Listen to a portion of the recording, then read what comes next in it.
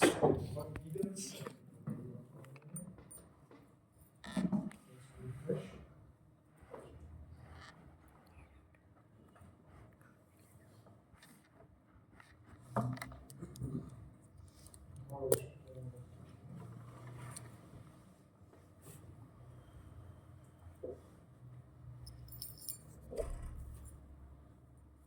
No.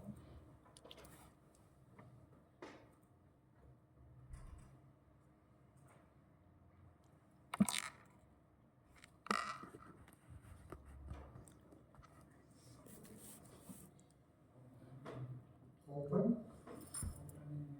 Come on. Don't suggest. Anyhow, before our friend will open it, let's start our research. Let's start our investigation in this question. Region of the thorax. Before start to give you the borders of the region, little bit, let's make introduction. A unique region, okay? Look, what he do, it's not so important. What the specificity of it? That is first region, which has multi-cavital internal structure. You can say, sir, but we see cavity in the head region, which is called the skull cavity. Yeah, but it is one common space.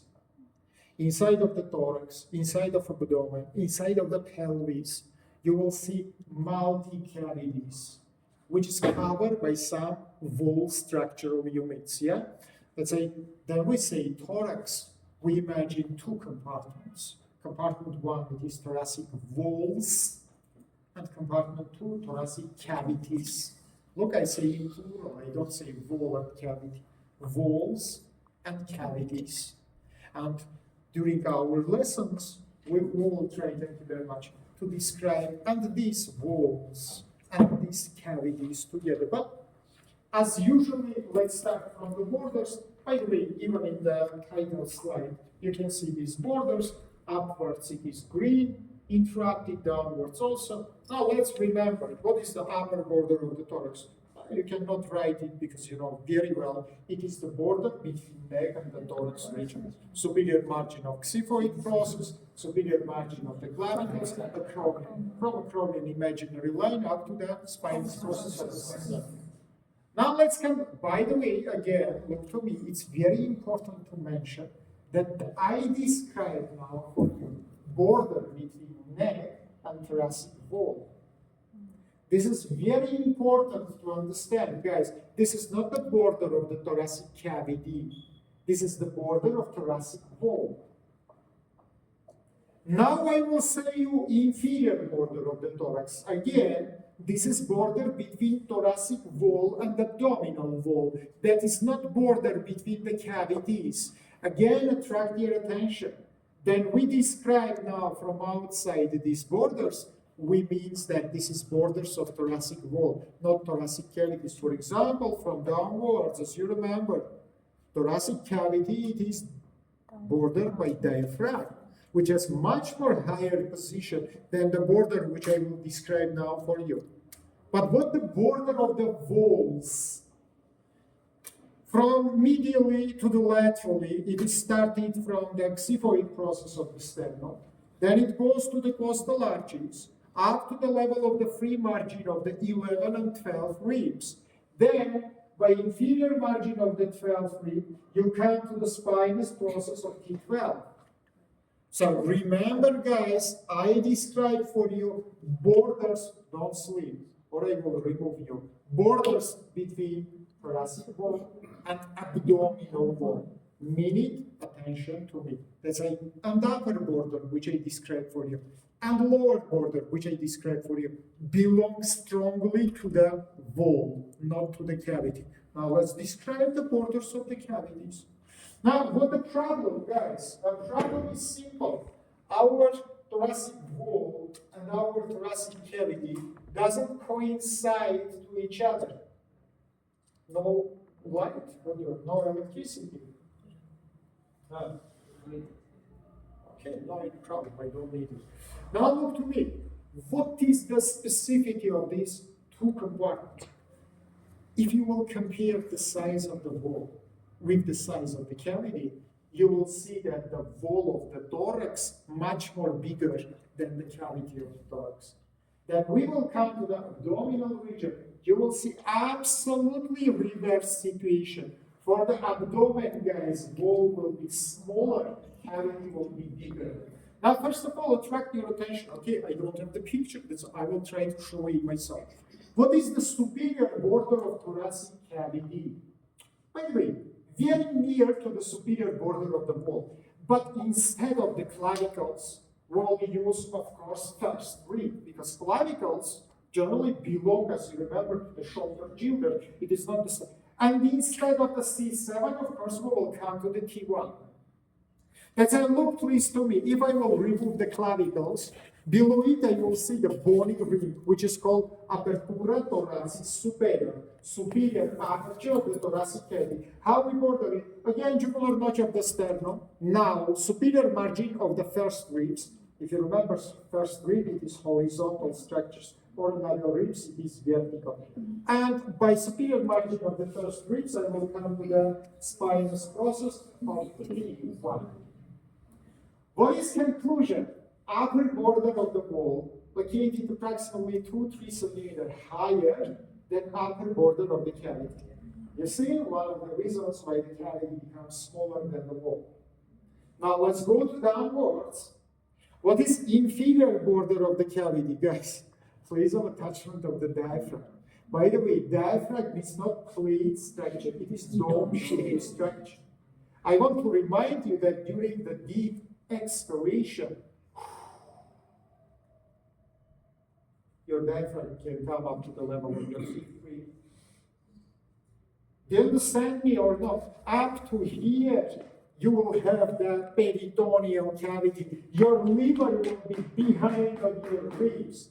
Your spleen will be behind of your ribs. Your stomach will be partly behind of your ribs.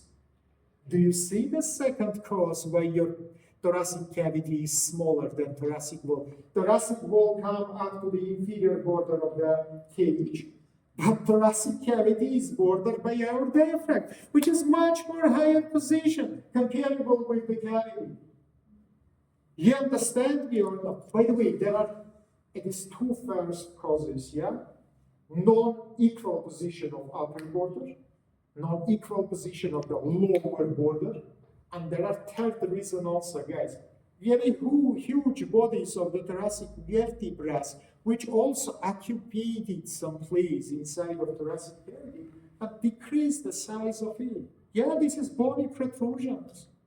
And these bony protrusions decrease the size of the cavity and increase the wall structural units here. This makes, once again, thoracic cavity into approximately 20-30% smaller in its volume comparable with the thoracic wall. And this is make the big problem, guys. Unfortunately, due to it, space inside of thoracic cavity is not enough to contain all thoracic cavity contents. It's a partly this content will go outside. It cannot go outside to downwards because diaphragm close the connection, but it then goes upwards and outside, and it can come to your neck region. Remember, please, about scaleno-vertebral triangle, which I will introduce you in this week. Yeah, previous time I didn't give it. By the way, surgeries I completely described for you, approximately tracheotomy, tracheostomy, everything. Yeah, we described in previous week. Or No, slowly. when I look to your face, I just think you are alien. You come from the Mars. Yeah, because when I speak, am I describe for you something or not? By impression in your face, it is like your first time in my class. Am I have lecture with you or not? In Monday we don't have the lecture. So you Don't worry, you will have it. That's why I tell you about thorax. Now tell me, I will start to speak about surgery. So you told for the other groups record the audio. You take brilliant. You're great. Does it say me that you have records? Anyhow, look guys, part of your, sorry about that. part of your thoracical content come to outside, come to the neck region. Don't forget about apex of your lungs. Don't forget about the cupula of your pleura. There's a pleural space together with apex of the lung, partly located above the clavicles. I want to remind you guys, 1.5 centimeters above the clavicles and up to 3 centimeters above the first rib. Because first rib, it is upper border of the thoracic cavity. Don't forget about it, guys. Don't forget. Okay, we understand the borders. We understand divisions. Now a little bit about compartments. In the thoracic wall, we describe two big regions, anterior thoracic wall and posterior. You can say me how these cliffs are divided from each other. 2-3 minutes after we will draw imaginary lines in the thorax, which is neat not only for subdivision, but for diagnostical investigation, for the surgeries. I will draw for you what does it mean, for example, middle clavicular line, what does it mean, sternal line, what does it mean, middle axillary line. By the way, middle axillary line, immediately, which is provided from midpoint of the alphus axillaris, splitting thoracic wall into anterior and into posterior compartment. So remember, please, in thoracic walls, we divide it into two big compartments, anterior and posterior. By the way, each one subdivided into 5 portions. 5 in anterior thoracic wall, 5 in posterior. Little after I will draw it for you. Anterior, superior, right and left, anterior, inferior, right and left, and one single sternal region. Samely in the back, posterior, superior, right and left, posterior, inferior, right and left, and the abdominal region between them. All imaginary lines we will draw before. This is about vaults. It's a finally we will study together 10 compartments, yeah? 5 in anterior, 5 in posterior. What about cavities?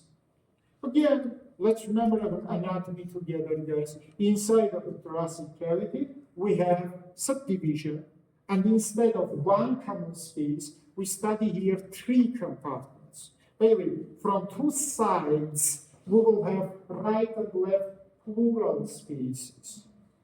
Remember, please, right and left pleural spaces between the mediastinum. That's why when we say thoracic cavity compartments, we imagine right and left pleural spaces and mediastinum between them. Right, the name of small topic, it is imaginary lines of the thorax. Imaginary lines of the thorax. And let's draw together.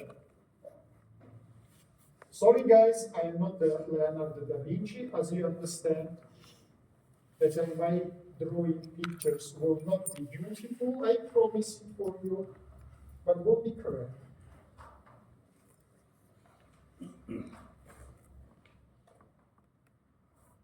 Oh, but it's such a very ugly, even for me, it is.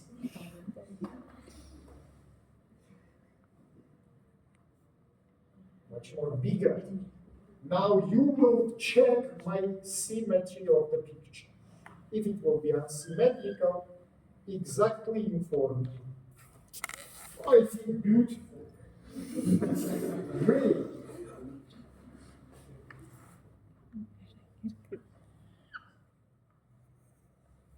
It's not the school of the Leonardo, but near the Raphael.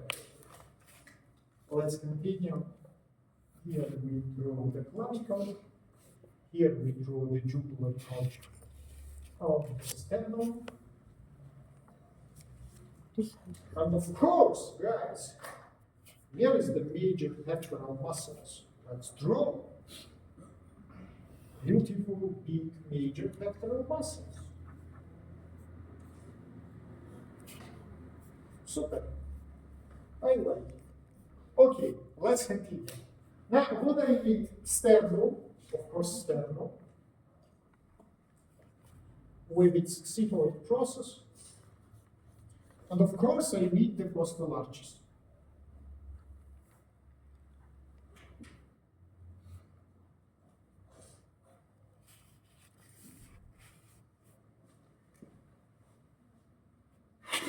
Great. Let's continue. Now guys, I will draw for you imaginary lines. By the way, remember please, imaginary lines divided into two groups, single and double. And let's start from the first single line. Of course, I provided from midpoint of the jugular notch of the sternum. It is continuous to downwards. By the way, after you will use the same line in the belly, call it please the anterior median line of the thorax. Linea mediana anterior. As you understand, strongly passed by midline of the body and divided our thorax into symmetrical right and left compartments. Let's continue. Let's say this is line 1 in our picture, linea mediana anterior. Second line, guys, I will provide it parallelly to the first one, but now from the lateral margin of the sternum. So I simply located this lateral margin of the sternum, and as you can see, this is the double line. Line number 2 in our picture. Call it please linea sternalis. As you understand, the sternal line provided from the lateral margins of the sternum. For example, guys, in the future, you will use these lines for auscultation. I want to remind you that by sternal line in second intercostal space, we can make auscultation of aortal valve in the left side, symmetrically, of the pulmonary duct valve. Both valves is semilunar, as you know. Here they have 3 cusps, yeah? So remember, these are lines we use not only, guys, for diagnostic, but we can make a treatment, we can make punctures, we can make incisions, let's say, this great, and of course, finally, we will use the lines for the division of the thorax. You will see. Let's continue. Next line, guys, I will draw from midpoints of the clavicles. Something like this. In my picture, it will be line 4. Yeah, don't be confused. Not 3, but 4. And we call middle clavicular line, linea media clavicularis. By the way, for the males, also we call it the mammary line, because it passes strongly by midpoint of the nipples. For females, usually, nipples will be located more laterally due to the breast location. Yeah, let's say, remember please, let's say linea media clavicularis or linea mammaris. Both names is used, but for females, much more correct to call it media clavicularis. Here is the line number 3. For line number 3, I will measure the distance between line 2 and line 4. And from midpoint of this distance, I should provide a third line. Now, again, you can see that this is double line. Okay, put the number 3 here, and call it please parasternal line. So you see, to draw the third one, I need the fourth first of all. And then only from midpoint between second and fourth, I can draw the third line, parasternal line. Great, guys, let's continue. Now I come to the armpit region. And first of all, guys, look here, please. I find the lowest point of the greater pectoral major muscle, and from this lowest point of it, I provided this same line, greater major pectoral muscle together with latissimus dorsi muscles forms the anterior and posterior walls of the axillary region. Yeah, that's it. You find your greater pectoral, you find the lowest point of the greater pectoral, and from this lowest point, you provided the descending line. Let's do it, guys. Approximately here.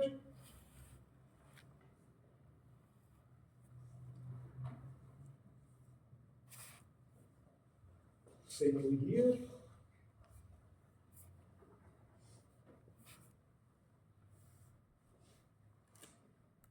This is line number 5 in our picture, yeah?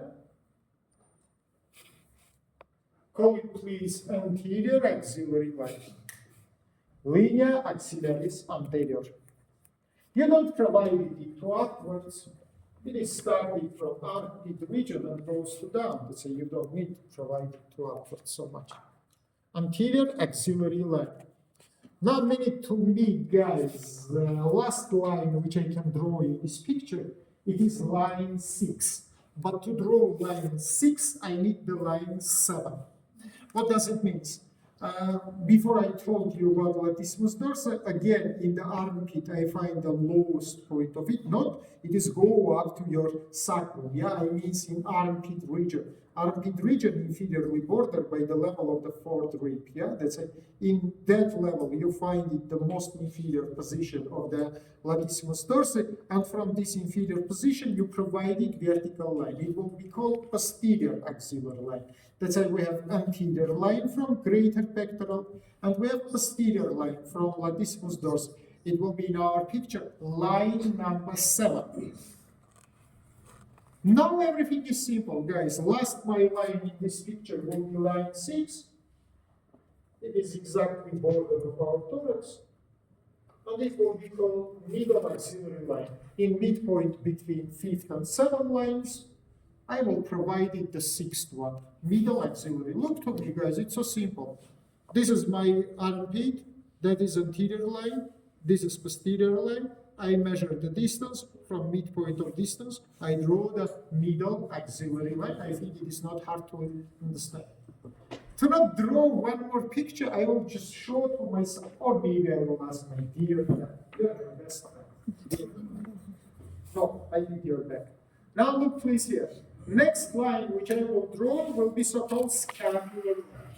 I find the inferior angle of the scapula, and immediately from this angle I provide 8th line in our picture, which is called linea scapularis. You can write.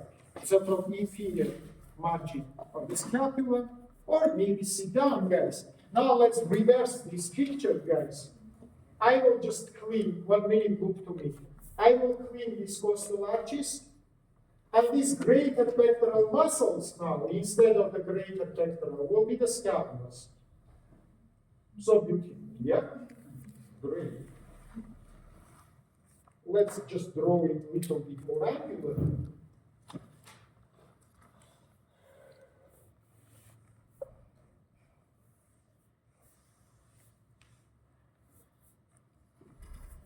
Great. Now find please inferior angle and draw the line east to down. And call it scapular line. Scapular line, yeah? This is, guys, spinous processes of the vertebra. This is approximately border of transverse processes. Okay? Idea is understandable. Now write please, from the tips of transverse processes, you provide next line, line 10 in our picture, not 8, not 9, but 10. And we call them vertebral lines. Vertebral lines. So you palpate transverse processes, tips, you provide it, let's say, between two vertebral lines, we will have all our vertebra, thoracic vertebra, yeah? All another problems is just technical. Now measure the distance between 8 and 10 from midpoint between them. Provide the next line, line 9, and call it paravertebral line. Do you remember we have parasternal in anterior wall, yeah? In same case, between middle clavicular and sternal lines, yeah? Now between scapular line and vertebral line, we have paravertebral line. But finally, last our line, guys, it is line 11. Yeah, you can see I provided strongly by spinous processes of the vertebra. Like the first line, 11th one also is single. We call it the posterior mandibular line. That's why by midpoint of the sternum we have anterior medial line. From midpoint of the vertebra by the spinous processes. We have posterior line. I think it's so simple. That's all, guys. Now let's make division, okay? Let's make division. Again, I will little bit change this beautiful picture, and from posterior wall it will become anterior one. Let's draw here the scapula again, jugular notch of the sternum. Again, I will have the sternum with cyphoid. Again, costa largis. And again, greater pectoral. Picture is understandable for you. Very well. Now, as I say, your first line, which you need, it is middle axillary line. In the previous hour picture, it is line 6, if I don't mistake, yeah? That's how you can write or remember. By 6 line, all thoracic walls split into anterior and into the posterior compartments. In front of the line 6, we have anterior thoracic wall. Behind the line 6, we have posterior thoracic wall. What else I need for my division, guys? I need here 2 sternal lines. In our previous picture, as I remember, it is the line number 4. No, 3. Line number 2. Sternal lines is second lines. Let's say draw with second lines. Sternal lines. Okay? And one more line, guys. Now I will draw horizontal line. Look at please. For the males, it will be simple. It is connected inferior margins of the greater pectoral to each other. Or for both genders, it is provided along the 5th ribs. For females, will be not easy to palpate it greater pectoral, yeah, because breast will. So no problem, we will palpate it the bones. So from the level of the 5th rib, I will provide it the horizontal line. That's all, guys. Now look at the picture. AB, CD, and D. A and B, it is anterior superior, right and left. C and D, anterior inferior, right and left. And E1, it is sternal region. It is single, it's not double. Now let's imagine the same in the back, guys. Just to not confuse you, I will clean this. Now instead of the, by the way, for this line also, measure please, it will be the line 12, which is called pectoral line, linea pectoralis. Now if it will be back, instead of 12, I will draw one more line, 13. Now it is connecting not the pectoralis inferior margins, but angles of the scapula to each other, and it will be called the horizontal scapular line. You remember, we have vertical scapular line, yeah? It will be horizontal scapular line, yeah? And again, the same AB against CD and again F. Now A and B will be superior, posterior, right and left. C and D will be superior, inferior, right and left. And E1, it will be vertebral region. This is division, my friends. Remember, please, and write the name of the first region which we will study now. It is anterior superior thoracic region. Anterior, so now we will study all these regions which I mentioned. By the way, anterior superior thoracic region is not so much simple to study.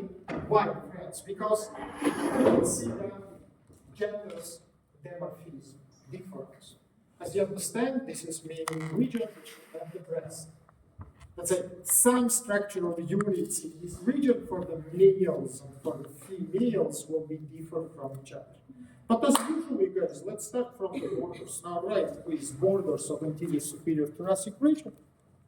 Upwards, it is the clavicle, yeah, scale margin of the clavicle. Downwards, it is the linea pectoralis. From the medial side, it is the linea sternalis. All these lines you know because we study all of them together. Only for you will be new the lateral border. 1 minute to be, guys. 2 structures will border it from lateral side. First structure, guys, it is some natural groove.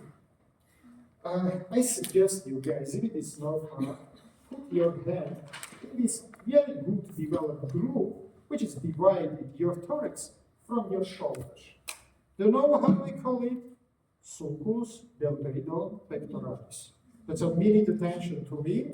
This groove, which is located between your deltoid muscle and major pectoral muscle, otherwise groove, which is dividing shoulder from thorax region, we call sulcus deltoid pectoris. But not only this border. Don't forget also about the middle axillary leg, which will divide it anterior and posterior compartments to each other. Yeah? That's how right is from the line both sides, two borders. From upwards, sulcus deltoid pectoris. From downwards, it is the middle axillary line, which is splitting anterior and posterior walls from each other. That's great, guys. We understand it.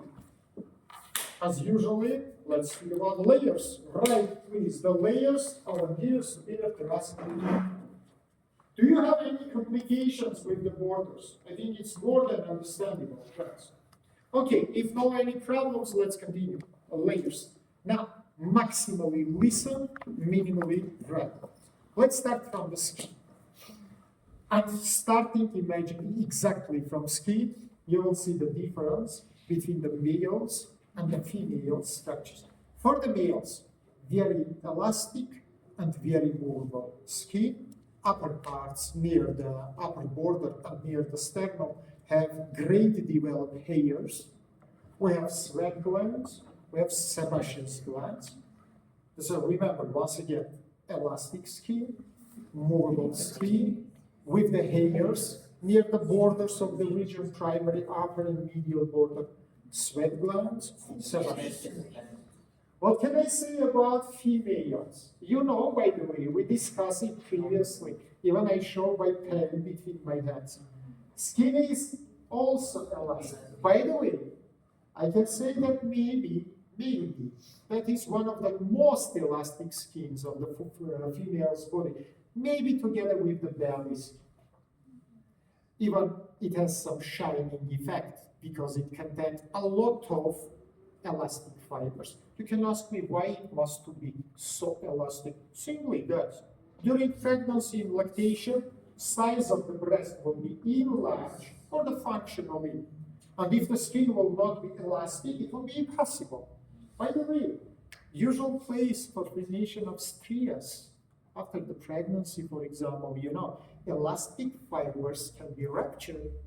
And instead of them, usually after the pregnancy or lactation, you can see some whitish, again, shining lines, yeah? Which is called stria. What does it mean? After the rupture of the elastic fibers, we have the collagenous fibers for the formation, otherwise scarification. By the way, strias can be in case of some hormonal disorders. For example, it's anger pushing problem, which is connected with adrenal glands. But in that case, strias is not whitish, but red and thick.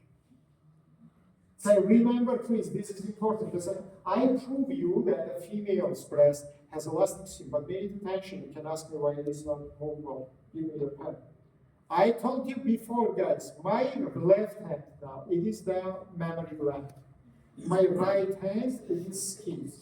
Exactly region of the nipple. And from the breast, milk should be evacuated to outside by special soft tissue tubes, which is called lactiferous ducts and lactiferous sinuses. If now my two hands will be moved to each other, it means skin has separate movement. These tubes will be closed.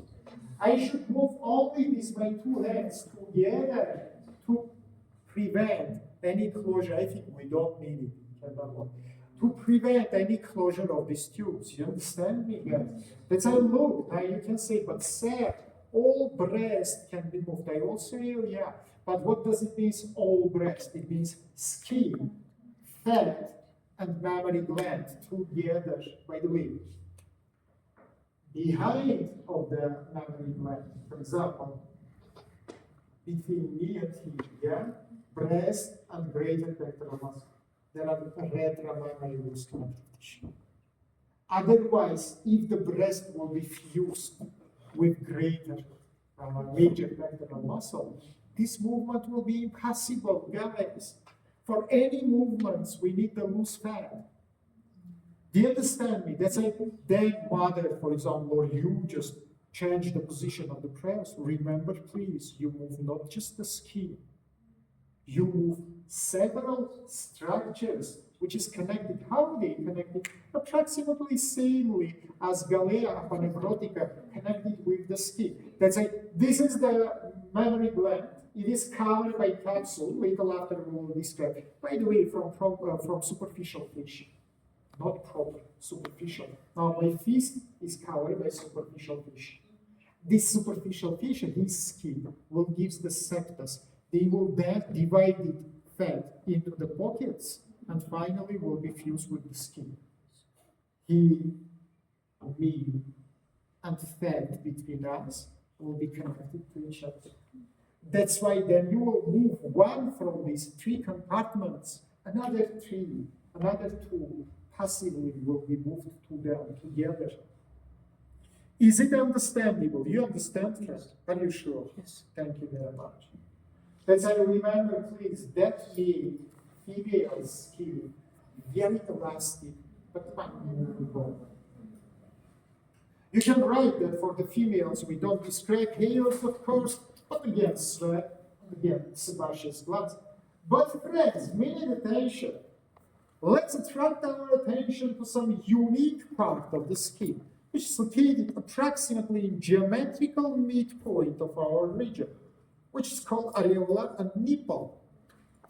And what is interesting, guys, for the males and for the females, of course, they have some differences, which I will mention, but they are very resemble to each other.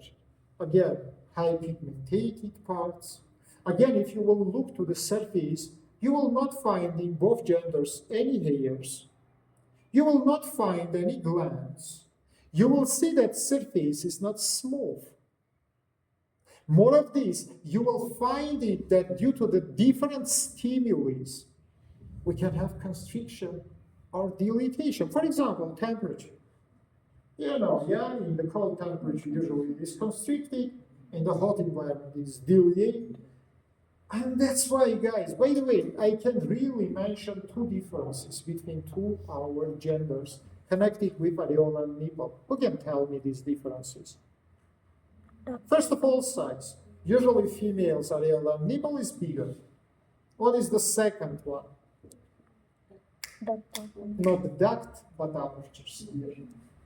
In the females, nipple, we have so-called, who remember the names? Pores, thank you. How many? How many? How many? Usually you say one, not one. Usually 4, 5, sometimes 6. Because, you know, inside of the mammary gland, there are up to 20 lobes. Each lobe gives its duct. 2, 3 ducts fused to each other, and they form sinuses. And each sinus opened by its aperture. That's why finally you will have 6, 7 approximately apertures, according to the sinus amount. Because each sinus opened by its aperture. Do you understand me or no? That's why this is very important. Who can tell me if so? If males and females have functionally absolutely different function for this areola and nipple. Yeah, females need use it for feeding of the child. Males no. But why from outside the structures is so resemble to each other? Oh, this is your histology knowledge, guys. Embryology knowledge. Very, very bad.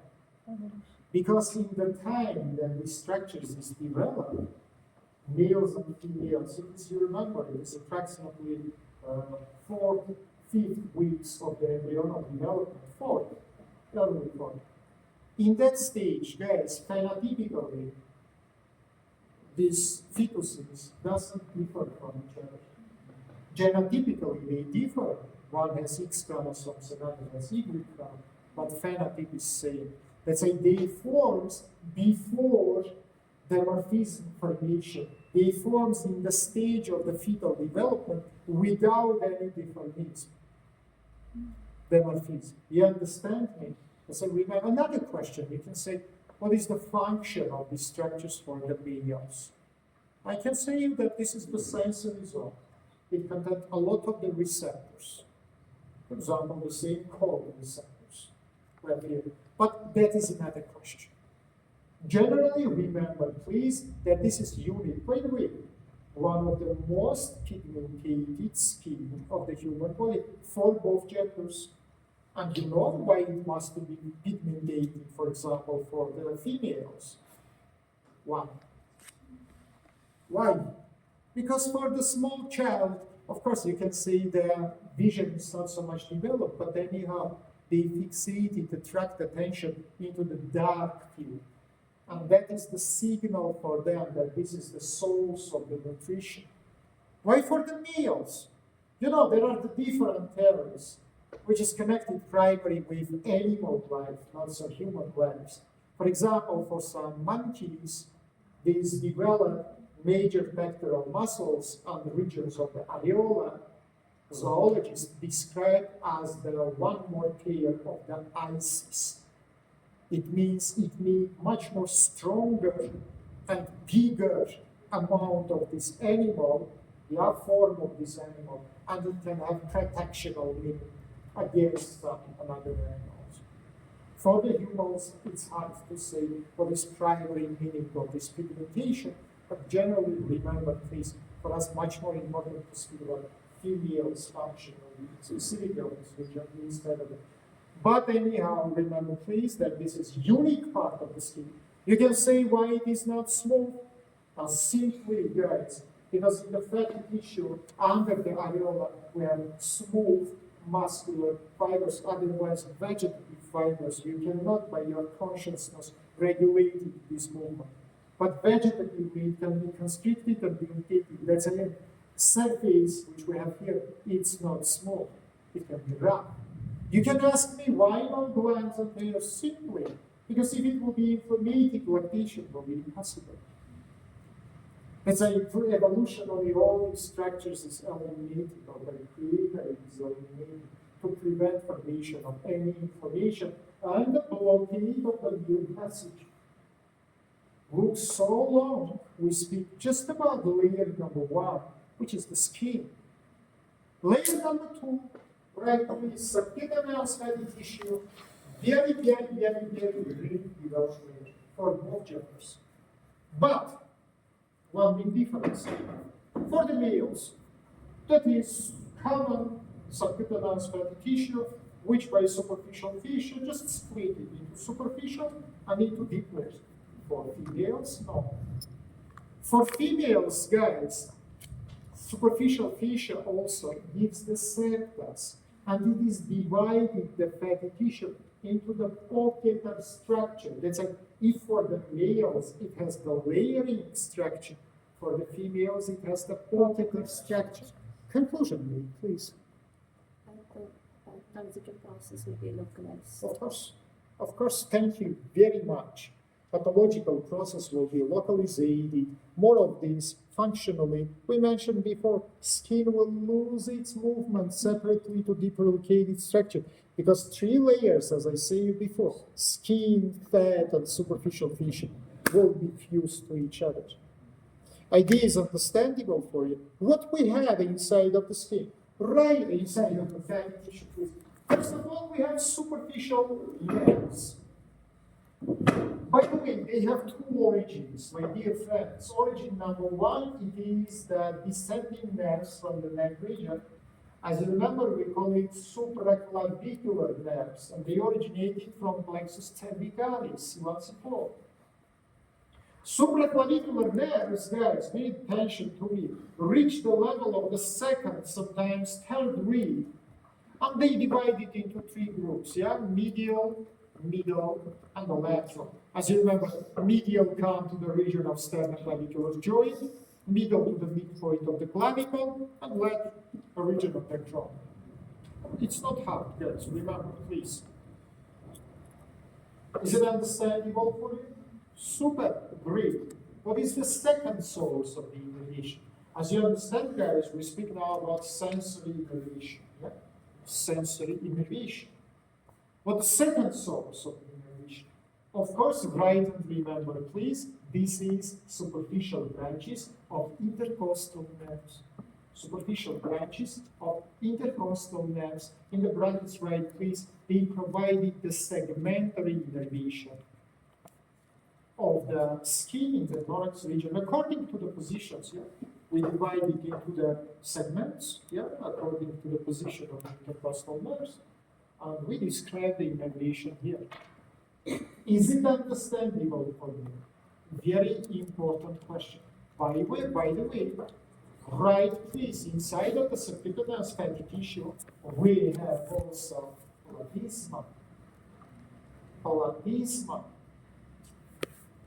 By the way, part of the platysma, again, innervated by the Ansa cervicalis superficialis. As you remember, it is originated from plexus cervicalis and facialis, and primarily located in the neck region, but the fibers among the platysma reach the level of the second rib. That's up to the level of the second rib. This second rib level many times we'll recognize today. You know why? Because look, please, guys, this big, very big, anterior superior thoracic region included some small compartment.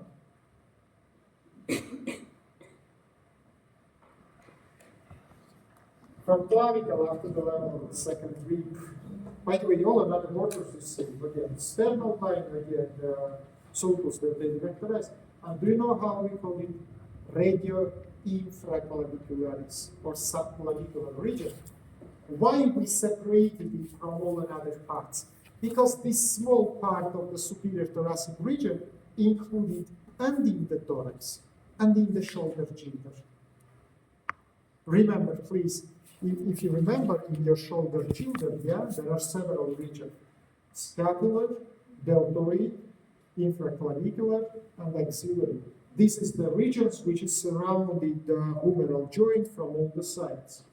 Don't be confused. There's how I can say, geographically in the thorax, we have the part of the upper extremity, which is below to the shoulder girdle. And we call it infra. By the way, samely in the back wall, we will have part of the scapular region also, which is included inside of the shoulder girdle. Is it understandable for you? Super and great.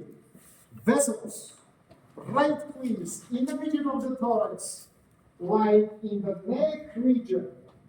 Subcutaneous fat contain only veins. We don't have the arteries. 1 minute attention, guys. After, in the future, and previously, right? You remember the regions which contain a lot of the arteries, the same head. Remember how many arteries we have in fatty tissue of frontoparietal? 5. But in the neck, in the thorax, and remember, please, in the extremities, fatty tissue contains only veins. In the region of the head and in the region of the abdomen, fatty tissue has and veins and arteries. You can ask to yourself why we have such kind of gas. In our body, everything has the great logical explanation. That's it. I told you in my previous class that generally in the science, it's not only enough to say how. It's much more important to say why. So time to time, unfortunately, I don't have so much time to go into the philosophical questions usually, but try to understand why it is necessary. Why it is necessary. For example, I help you, I tell you previously that in head region, no any other good developed soft tissues in the same frontoparietal occipital region. We don't have enough tissues. The biggest fatty soft tissue is subcutaneous fat. All another soft tissues is very bad developed. They don't have just enough space for content of the superficial vessels. Okay, anyhow, let's continue. Right, please, from the big veins, here we describe cephalic vein, vena cephalica, which is come from the upper extremity region, located in the fatty tissue along the sulcus deltoida pectoralis, Let's say how it is projected. Look, guys, this groove. You have cephalic vein finish inside of this groove. Let's say in the apex of this groove, 1 centimeter below the clavicle, the groove is enlarged, and we call it Monerheim fossa. Monerheim fossa. In the level of the Monerheim fossa, from the fatty tissue it goes to deep, perforated superficial and proper fascia, both for both genders, goes to the very important region, which we call fossa axillaris. 1 minute attention to me. Fossa axillaris, it is deep loose connective tissue of your axillary region. If you will cut the skin, fat, superficial and proper fascia, you will see pyramidal shape, loose connective tissue, which is come from superficially up to the thoracic wall, and which is called fossa axillaris. Most important loose connective tissue of shoulder region, because inside of it we have the main vessels and main nerves. From the vessels it is arteria axillaris, which is continuation of the subclavian. From the nerves it is plexus brachialis, which is split here into the cords, and finally cords is divided into the terminal branches, as you remember. Ulnaris, radialis, musculocutaneus, nervus axillaris, which is close to our nervus medianus. So all of them we will study in the future. Yeah? It is terminal branches. But anyhow, what is happened with vena cephalica? It is perforated, superficial and proper tissue, come to fossa axillaris and drain into the axillary vein. So remember, please, let's say in the fatty tissue we have cephalic vein. It is come up to the apex of sulcus deltae pectoralis, Monerheim fossa, here perforated, superficial and proper tissue, and drain into the axillary vein. By the way, I want to remind you guys that your upper extremity has 2 superficial veins. As you remember, in the lateral side we have the cephalic one, in the medial side we have basilic one. Basilic one, guys, finishing the upper third of arm region, and it doesn't come to the shoulder region. Cephalic, vice versa, continues in the shoulder region, and as I show for you, pass from the anterior superior thorax, then goes into the axillary fossa, and finish here by the drainage inside of the axillary vein. Understand that? Super. Let's continue. Layer number 3, superficial tissue. Layer number 3, superficial tissue. And again, difference between 2 genders. For the males, nothing important. It is just pass inside of the fat, and from the thorax go to the neighboring region. Arm, abdomen, right region, it doesn't matter.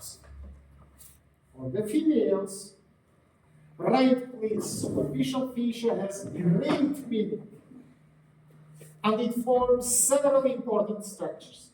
Number 1 and most important one, it is the capsule for the mammary gland. Number 2, it is the ligaments, which is fix the mammary gland. And I will mention 2 ligaments here. Right, please, first one we call the Cooper's ligament. Open the brackets and write, please, this is all amount of the septas from the superficial wall of the capsule into the skin. From the superficial wall of the capsule into the skin.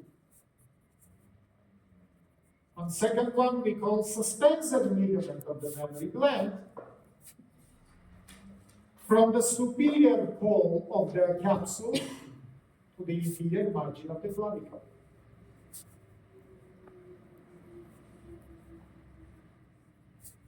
Is it understandable for you? Because remember, please, 2 fixational ligaments for the mammary gland and breast. But we don't finish. Structure number 3. It is intramammary septus.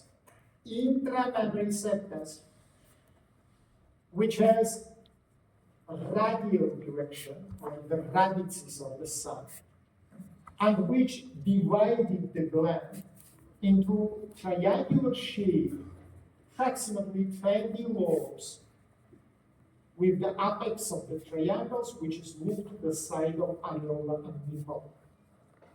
This is very, very important, guys. Many attention to me. If I will draw the frontal section of the breast, you will see this capsule. I'm sorry, my marker doesn't normally work. You will see areola and nipple, and you will see these radices. You see? And they will divide the breast into approximately 20 lobes. Is it understandable for you? All other information is histological. You know, on the apex, inside of the lobes, we have the glandular structures, yeah, which is the exocrine form of the gland, yeah, which is making the production of the milk. And the milk, after evacuated by the special tubular structures, which is located in the apex of each this lobe, and which is called ductus lactiferus. That's approximately 20 lactiferous ducts. But after this happened, I told you before, you have 2 or 3 lactiferous ducts in the region of areola and nipple, joined to each other, forms the biggest structural unit, which is called the sinus. Approximately 6-7 sinuses. They come to the apex of the nipple and open by separate apertures, which is called pores lactiferus. That's how I remember, please. These 3 structural units which I mentioned, ductus lactiferus, sinus lactiferus, and pores lactiferus, we call milk evacuation system. Milk evacuation system. Here is your white card. Why you are here without it? That's very interesting. Do you understand it? Okay, I will not speak about histology. I don't need to speak about it. Yeah, it is the classical about the glands or histology, remember. I will speak about the next layers. Let's have a look, guys. What we have now between males and females anatomy differences. For the males, this superficial tissue, without any specificity, passes inside of the fan, continues to neighboring region. For the females, it forms a capsule, it forms the ligaments, it forms the septus inside here, and you can see that it greatly differs males and females anatomy from each other. Now let's continue a little bit to speak about females, then we will come to the males. Now right please, for the females, behind of the mammary gland, we have special loose connective tissue space, which is called retramammary space. It contains fat, and you know what is interesting, guys? Approximately 20% of the females inside of this space have synovial bursa. You know, synovial bursas usually we have in the region of the joints, to decrease friction. And what is shown last experiments? Usually this is females with genetically determinating big breast. The more breast will be bigger, the more friction, will be happen with deeper located structures, That's to decrease this friction. Here we have synovial bursa. But in the future, you can make the mammography, for example, and we'll think that this is the cancer. No, it is not the cancer. It is the normal, real structural unit, which can be in some percent of the cases inside of the retramammary loose connective tissue, and which is the synovial bursa. Approximately from 20 up to 25-20% of the patients in different populations, a little bit different, but they can have the synovial bursa. Okay, in this level, guys, males and females anatomy become to absolutely same. Under this space, so males, of course, doesn't have it. They have just a subcutaneous fat with superficial tissue. Under of it, for males, and behind the retromammary space for the females, we have proper fascia and we have the thoracic muscles. And so remember, please, main difference between two genders associated with superficial fascia and the structural units which it forms for the females. Under the superficial fascia, under the retromammary loose connective tissue, all the layers is same to each other. All the layers is same to each other. Remember, please, this is very important. What is next layers? First of all, guys, again, like the training, I'm very sorry. I want to say the circus animals, then you listen my voice, you start to listen me. All information is given. Try to listen. Communication for both genders divided into several layers. It has superficial layer, it has deep layer, and it has deepest layer. Superficial layer for both genders. We call fascia pectoralis. Don't do it. Remember, guys, don't irritate any soft tissues in your face. Especially it is connected with some papillomas, because we can have even malignization of the process. It's forbidden. If you have problems, come to us and we will say you what to do. Let's continue. Remember, please, superficial layer of proper fascia we call fascia pectoralis. Fascia pectoralis forms the capsule for the musculus pectoralis major, and for males and for females. By the way, I want to remind you that it gives two very deep septas inside of the major pectoral, and it's divided major pectoral into three portions according to the place of the, we must say, into place of origin, because it is inserted to the humerus, as you remember. Upper portion, pars clavicularis, middle portion, pars sternalis, lower portion, pars abdominalis. It is fused with the rectus abdominis muscular fibers and descending to down. That's why remember, please, about the, again, my subject is not the anatomy, just I remember for you the layers which we have here. Under the greater pectoral muscle, guys, we have loose connective tissue, which is called subpectoral loose connective tissue, between major and between minor, otherwise between superficial and deep layers of the proper tissue. Why deep? Because minor one will be covered by deep layer of the proper tissue, which is called fascia clavipectoralis. Clavipectoralis show which muscles it covers. It covers the subclavius muscle and pectoralis minor. Subclavius located above the minor one, just below the clavicle. Second name of this fascia, it is thoracoclavicostalis. This name shows the places of its insertion. It is fused with the thoracoid plexus, to the clavicles, and to the ribs, mainly upper 6, 7. Let's remember, please, it forms the capsule for two muscles, musculus pectoralis minor and musculus subclavius. That's it. His major pectoral, his wide quad, it is fascia pectoralis. I'm minor pectoral, my wide quad, it is fascia clavipectoralis. Between us there are space, which is called subpectoral loose connective tissue. What is located inside of this subpectoral loose connective tissue? Of course, fat, arteria thoracoacromialis. I want to remind you that arteria thoracoacromialis is an important artery which is originated from axillaris.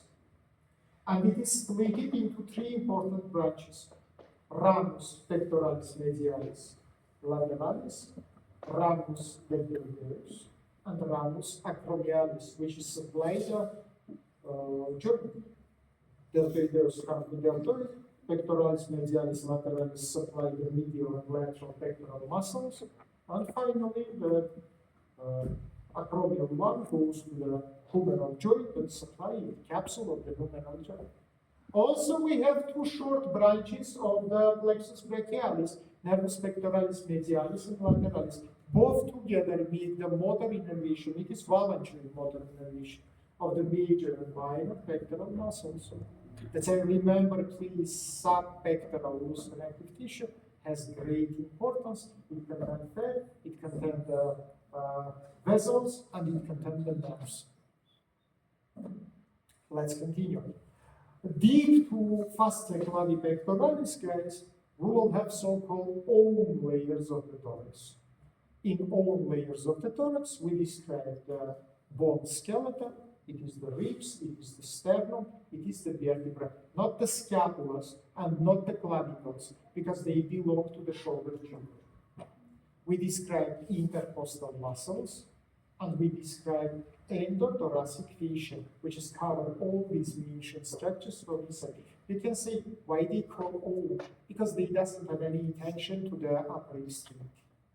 All another structures which we described before all pass from thorax to upper extremity or functionally make the movement of upper extremity, like the major minor pectoral muscles or subclavian muscle. Let's remember, please, that is all layers, my time is very short, all layers of the thorax.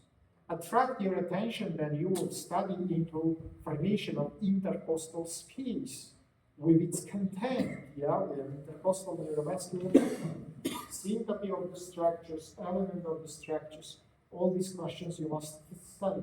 Also, I didn't explain for you guys the arterial supply, innervation, and the lymphatic drainage of the breast. That is critically important, especially attract your attention into the lymphatic drainage. You know what the problem? More than 70%, 75% of the metastases from the breast cancer pass exactly by the lymphatic system. I want to remind you from biology, you study that one of the main qualities of the cancer it is possibility to be spreading, to be continuously. And this spreading continuation we call metastasis. And metastasis divided into several ways. We have contact-genous metastasis, we have lymphogenous metastasis, we have hematogenous metastasis. For breast cancers, the most usual way of the metastasis is immediately lymphogenous form of the metastasis. By the way, again, I will just remind you anatomy that breast has two lymphatic systems. Superficial, which is located in subcutaneous fatty tissue, and deep, which is located in the tissue of the breast, inside of the capsule. And each system drains approximately 50% of the lymph from the breast, 50% by superficial system, 50% by deep system. And what is important? All superficial lymph, otherwise 50%, drain into one group of axillary lymphatic nodes. We call it anterior or medial. By the way, I want to remind you, again, anatomy. In axillary region, there are 5 groups of the lymphatic nodes. Medial, lateral, central, posterior, and apical. That 50% of the lymph drain exactly in the medial group. Here is located. Any females must know the place of its location. Everybody. Put your hand in the medial wall of your arm. And palpate it here, please, musculus serratus anterior superior. And the level of the 4th ribs by the middle clavicular, middle axillary level. This is 4th rib. 1, 2, 3, 4. That is the place of location of this group of the lymphatic nodes. Now listen me.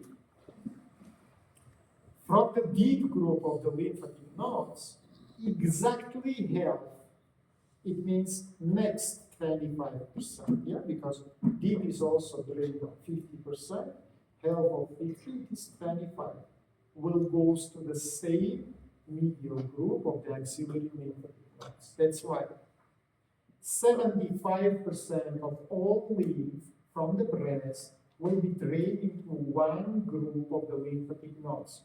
Medial or anterior group of axillary lymphatic nodes. That's why This group, by the way, contains approximately 4 or 5 lymphatics, and the biggest one we call Zordius, or signaling lymphatic node, because more than 70-75% of all metastasics from the breast will come to these lymphatic nodes.